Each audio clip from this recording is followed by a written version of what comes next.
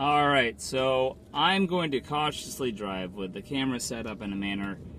It's probably going to go flopping all over the place, but I do not have time for a long rambling today, so I'm going to do one while driving home.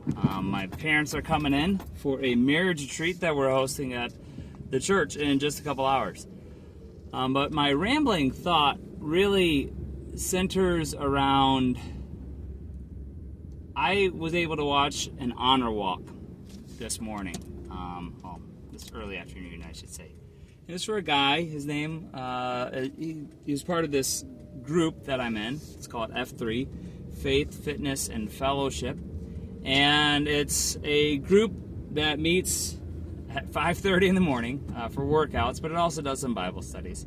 And it's really interesting. I had met this guy on one run, and his F3 name is Fossil, so I'm not going to use his civilian name because in F3 we all have nicknames. My nickname is Samson. His nickname's Fossil. He got it through different means. Pretty neat. Not just because he was really old, but for F3 terms, he has double respect because he was over 70 years old. And if you've never been part of an honor walk, it's hard to really explain the gravitas at the moment, but it's whenever someone is taken into surgery to have their organs be donated. And so it's an end-of-life situation. And Fossil was a very active guy, and he is actually training to compete in triathlon. He was in incredible shape, and so I joked with someone else that he's got better lungs than 80% of the population. But with that honor walk, someone put out a picture that looked like a finish line, and they held it up, and it hit hard because as a runner, the finish line is really important. As a triathlete, finish line is really important, like just finishing. But it made me think about how Paul says that he was going to finish the race set before him. And then, so Stalker and I, the other guy whose F3 name is that, we were talking about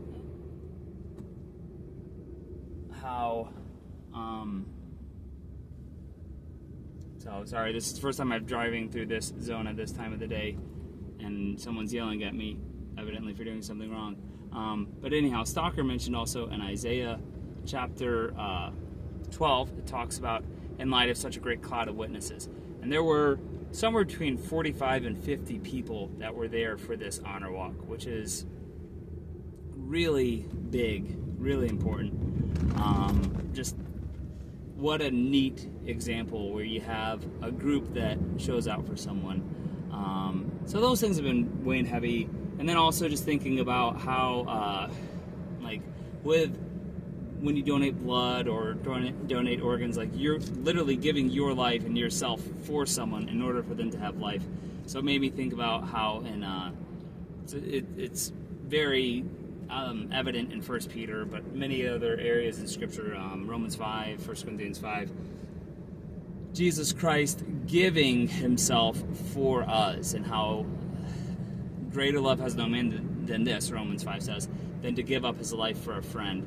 So it was just a really powerful incident watching this end-of-life moment, and then going to visit someone who's on hospice care, talking about end-of-life situations there. And then in a couple of hours, we'll be at a marriage retreat. And then tomorrow morning, I will be coaching 8U soccer, and last night was my first grade daughter's music concert. And so just this wild situation where within 48 hours, seeing pretty much every chapter of life at one moment. And I feel like there's this privilege that I have as a pastor where I do get to see every moment. So as Lutherans here, the infant baptism, and so walking with a family and saying that this child, we are giving this child to the Lord, and prayer for this child to have a relationship with Jesus Christ, then all the way to having this honor walk. It's really crazy because I don't consider myself 36 years old. I still frequently just have this feeling like I'm not that old, that I'm a different age. And so then when we're here in this moment, like just learning how to really grasp where we are in life, where life has us. I was asked by a young man who's going to be graduating college in the next year about like what should he be focusing on specifically, and I told him just embrace the moment of now, because I think sometimes we can become so busy, we can become so forward minded that we don't enjoy the current moment. I've given advice to seniors during their last races of their high school career to just embrace it, enjoy the moment. And so I'm home.